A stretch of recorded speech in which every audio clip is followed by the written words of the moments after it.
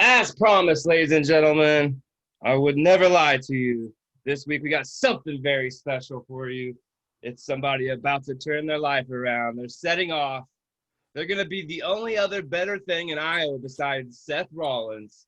Ladies and gentlemen, I give to you David. How's it going, my man? Good. What's up, E? How are you? I'm good, man. I'm good. Just holding it down here, getting closer to the Christmas, holiday season, all the good things, Yeah. you know. Yeah, for sure, for sure. All right, for my listeners out there that are wondering what's going on, well, I brought David on. I met him a while back, and he had shared his business with me and let me know that he was making a venture in his life, and it caught my attention. And David, I'd like for you to explain to my listeners out there what you're fixing to do here coming up very shortly. Well, yes, coming up in probably for the next 4 or 5 weeks, I have been blessed with the honor of attending the Black and Brave Wrestling Academy. That is coached and owned by Seth Rollins and also Merrick Brave in Davenport, Iowa.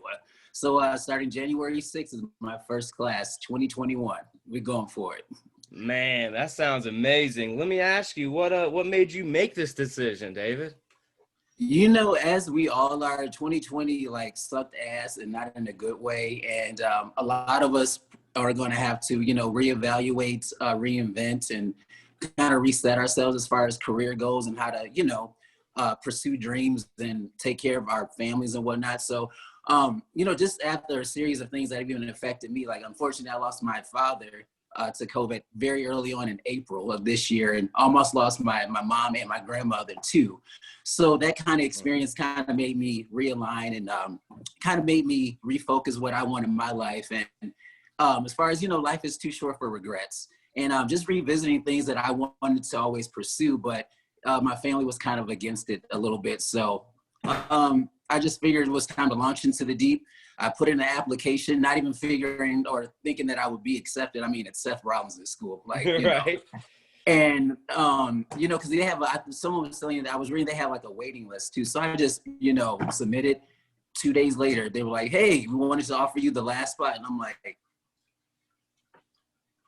oh shit. Okay. Well, like, it just is like, well, that escalated quickly. So I'm like, flabbergasted. So I'm like okay. And then it went through the whole process of everything, the deposit and all that stuff. So it's been crazy. Like it's been like fast forward ever since then. So. Right, Yeah. right. And like I got here, it's probably pretty wild, not including what's going on in the world. Let's just eliminate that.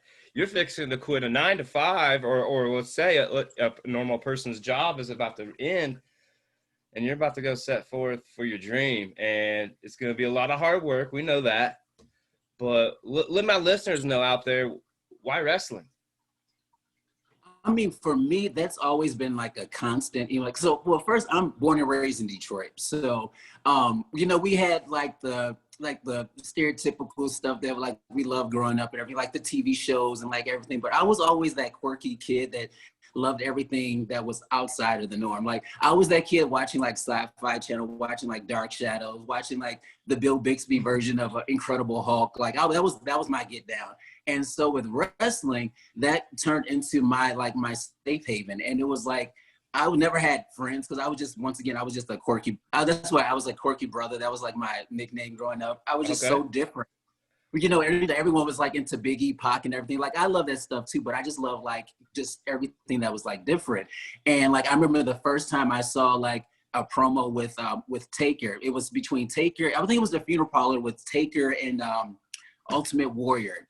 And it was just like this, I'm just like, just entranced by It sucked you in, first right? of all, yeah, I'm like, what the fuck is going on? Why does this dude look like he's like hasn't seen daylight since God knows how long?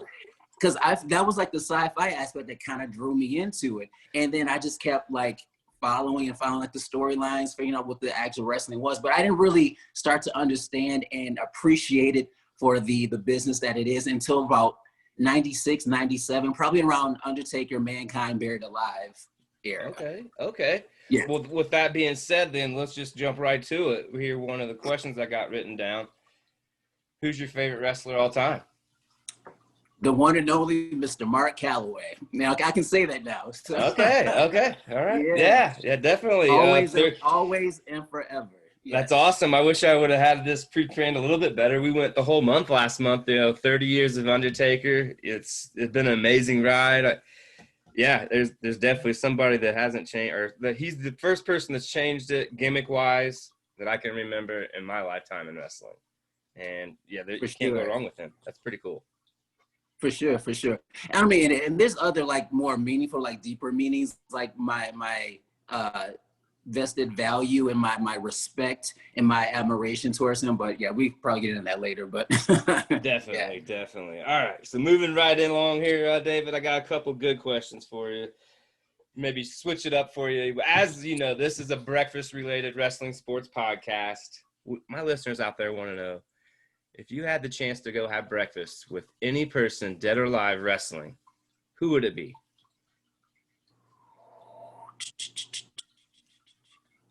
And I can only pick one. Yeah, one person only, dead or Oh alive, my, though. oh my Could goodness. be somebody that influences your wrestling career, or just somebody that you wished as a kid growing up just to meet them one time and never got the chance. Um, honestly, to get a little deep, most recently, it would probably have to be Pat Patterson. Oh wow, yeah, that's touching real close. Obviously, we just lost him, and Yeah. I mean, I explained to my wife and everybody back here what he meant to the game. He's definitely a big influencer, and that's a good answer. What would you be having? Oh, say that again for me. What would you be having to eat? Oh, see, I'm gonna have to be a little bougetto, so that's why I like to call bougie and ghetto together. So we probably have a nice filet mignon, nice, medium rare, but also have like some mac and cheese, or like some collard greens on the side too. It's just like the good combination together. All right. Switching it Yeah. up, switching it up. All right, David, jumping back into what we brought you on for, going to the Seth Rollins camp. Can you tell my listeners out there what's your goal set for this right now? Ultimately, like I said, I'm ready to launch into the deep, and I'm really just passionate about seeing if I can really make this, this dream, a manifest, make it reality. Because honestly, it's like I really wanted to pursue it when I was 18, just get ready to graduate college, or not college, excuse me, high school. And like I said, my family, just being in Detroit, they were very realist. They're like, you got into a good college, boy, go make your money, get your paper, and keep it moving. And I respect my elders, and so that's what I did for the past 15 years. But looking back, if I would have pursued it back in when I was 18, because I was kind of overweight, well, more than kind of, I was really overweight. I didn't have the discipline or the life lessons that I have now. And some people may think it's like a disadvantage because I'm 34 now, but I won't have to go through all the bullshit of making mistakes of when I was in my 20s. I can I have war scars of life and experience of I've in college I was a cheerleader for 5 years. I've done stunt work over the years in the past 15 years. I've worked with some amazing trainers that I've come in contact with to move into Colorado. So it's just like everything life has set up. It seems like there's been a season for everything to set up to this point. I don't believe in coincidences or luck. Just the way everything of me being accepted as far, and then the prep, and then how resources and everything are becoming available to me to be able to continue to, while I'm there, to be able to support myself is just crazy. And especially in the midst of a pandemic. So. Definitely. Yeah. That's why I like to shine the light here on the unknown and unseen, because even though we are in a pandemic, there are a lot of good things that are still happening. And yeah, this year's about over. We'll put it behind us. But, that sounds amazing. And it's definitely a seeable goal. But what I want my listeners to know is I hope that we can touch base, about halfway through.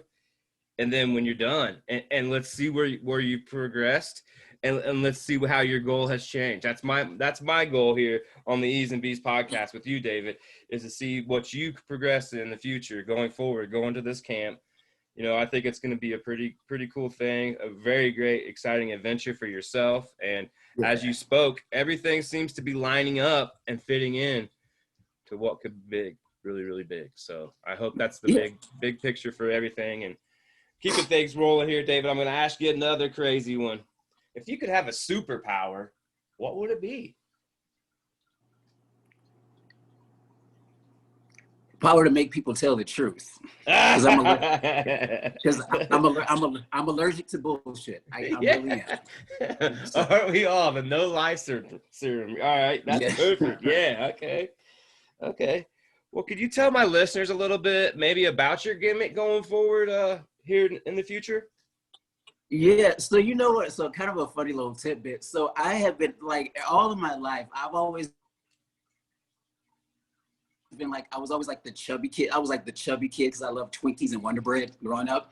But I always had like the cute, like little face, like the cute chubby face. So everyone would call me that's the pretty baby, like the pretty boy, whatever. So all my life, that's been like my kind of like Bert and the Bear kind of thing. Even now in my 30s, people's just like, oh, you like, even people like, I mean, they're like, oh, you're such a pretty man. And I'm like, thanks, I guess. But so growing up, like if people, some of the listeners are familiar with the TV show Martin, there was a character named Pretty Ricky that I was like obsessed with. So I wanted to adopt that moniker and use that because that was like the funniest thing and kind of wanted my character to have like a little bit of a kind of like Cat Williams comedic value to it a little bit. But then fucking Ricochet changes his tag on Twitter to Pretty Ricky. I'm like, dude, really? Like, is somebody listening to my conversation somewhere? Yeah, somebody's in your head, I think, right? Yeah. Well, that's so still now, good. yeah. So we threw that out the door. So I think for moving now, I'm going to be using the name Remy D. I love the name Remy because of its like New Orleans origin, and also I'm a big X-Men fan, and that's Gambit's first name. So Okay. yeah, and then D just because for David. Dominating that guy. I don't know. There you go. Yeah. Well, we all know that things could obviously change, but you got to start somewhere. And obviously your feet are definitely both planted into this, ready to go. It's going to be exciting and I can't wait. So we'll definitely keep touching base and see how things change in the future. But I'm not ready just quite yet to let you go here on the E's and B's. I got a couple more questions before I let you go. I got something crazy and something a little bit serious. If you could choose, who would you have produce you or make you your theme music for your walkout entrance? Oh, Lord. I mean, is Jim Johnson still available? I mean, it could be anybody. It could be your favorite rapper, your favorite country star, your favorite rock star. It doesn't matter.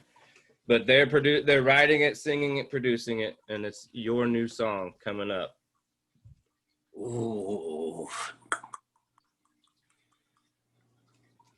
You know, I can't say an actual person, but I would love if someone that's very experienced with like Japanese culture, with like more so Japanime, kind of like K-poppy stuff, with like a little bit of like a street edge to it.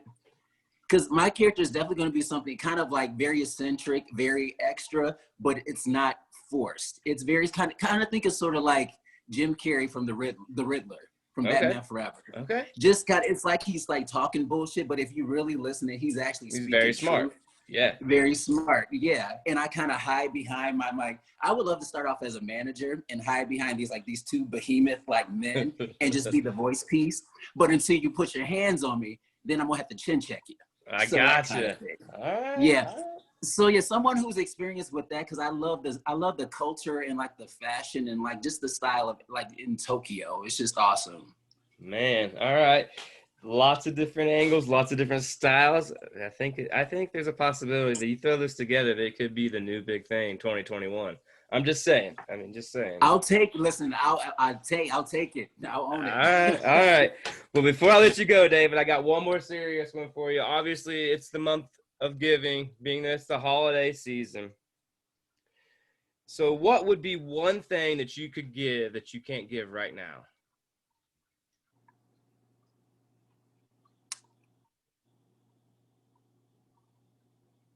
One thing I could give that I can give right now, I would say respect.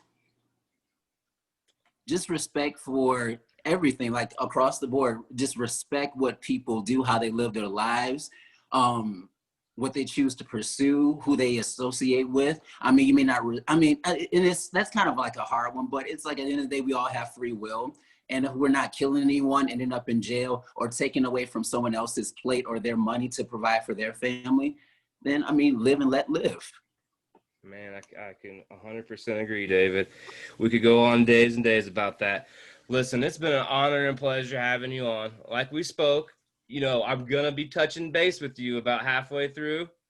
We're going to get an update. We're going to stay in touch, and hopefully we can contact at the end so my listeners out there know exactly how it is going from point A to point C and building that goal and that dream that you're working for. Before I let you go, David, is there anything you'd like to tell my listeners out there? Yeah, thank you guys for tuning in. I hope you stick with me. And like he said, hopefully we'll pull it into the atmosphere that this new idea, this presentation, this visualization of myself is gonna happen. So we'll see what's up. All right, folks, that's going to be the Remy D. David Blevins once again. Thanks again, folks. Once again, it was an honor, buddy. Until next time. Peace. All right, brother. We'll catch you. Thank you.